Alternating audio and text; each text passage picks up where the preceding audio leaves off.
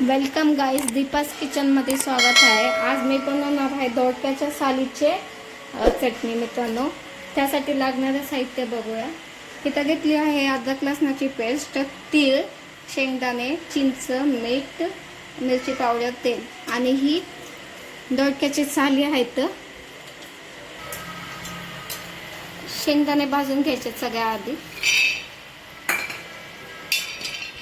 अशा प्रकारे भाजून घ्यायचे। त्यानंतर तव्यात तेल टाकायचे। त्यानंतर स्वच्छ धुवून घ्यायचे। अशा प्रकारे अजिबात ह्याच्यात पाणी ठेवायचं नाही। त्यानंतर तेलात टाकायचे।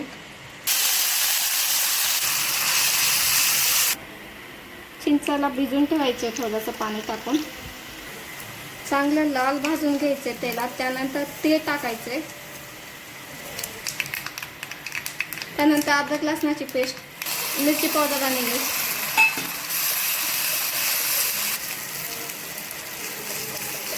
तीळ टाकल्यानंतर थोडंसं शेंगदाण्याचं कूट टाकायचं।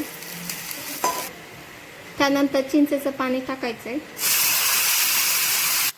चिंचेचं पाणी टाकल्यानंतर त्याच्यात थोडंसं साखर टाकायचं किंवा टाकू शकता तुम्ही। थोडंसं पाणी टाकायचं।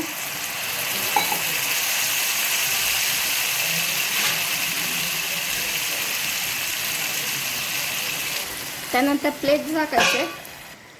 2 मिनिटं झालं की प्लेट काढायचे।